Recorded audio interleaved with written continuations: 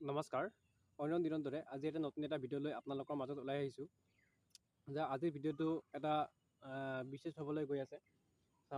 ধৰি লওক যে এইটো জিকা আছে, ঠিক আছে। তো সেইটো চাওক, সেইটো জিকা কিন্তু এইটো যিটো জিকা যে সৰু আছে, এইটো কি হয় আমাৰ এইটো শুকাই যায়। কিয় শুকাই যায়? তো সেইটো মোৰ মানে মিষ্টাৰ ফাৰ্মিং ফেমিলিৰ পৰা এজনে কমেণ্ট কৰিছিলে, সেইকাৰণে ভিডিঅ'টো বনাবলগীয়া হৈছে।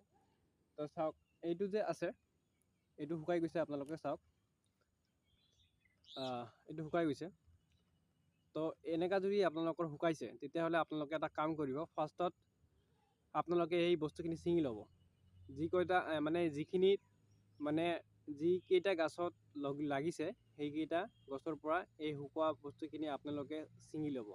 ছিঙি লোৱাৰ পিছত ফাৰ্ষ্ট কাম কৰিব, আপোনালোকে গোটেইখিনি ছিঙি লোৱাৰ পিছত আপোনালোকে এটা ঠাইত এটা গাঁত খান্দিব। গাঁত খান্দি ইহঁতক পুতি থৈ দিব।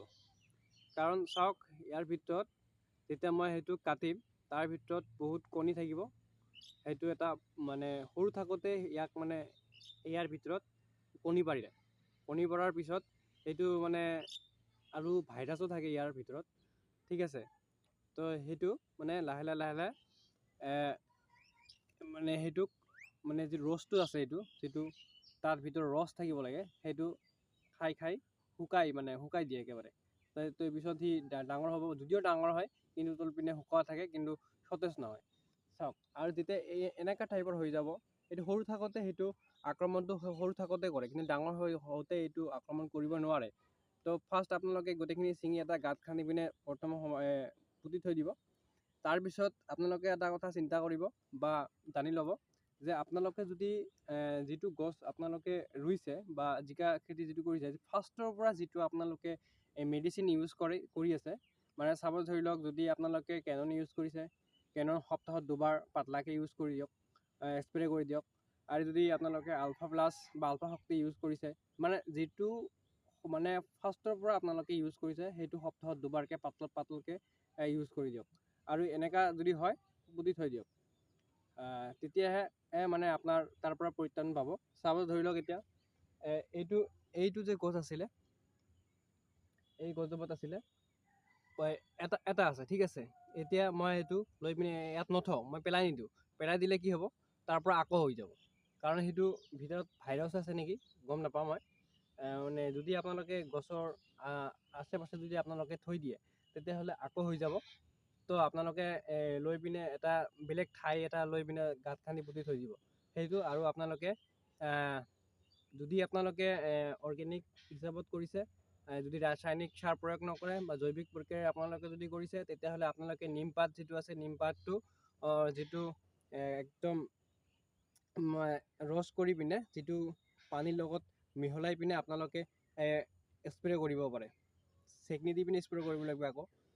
তেতিয়াহ'লে আপোনালোকৰ সেইটোৰ পৰা পৰিত্ৰাণ পাব, তাত আপোনালোকৰ পোক পৰুৱা নধৰিব, ঠিক আছে। আৰু মই ইয়াততো ইমান কেইটাতে ধৰিছে, প্ৰতিটো ঠাইতে আপোনালোকে চাব জিকা লাগিছে, ঠিক আছে।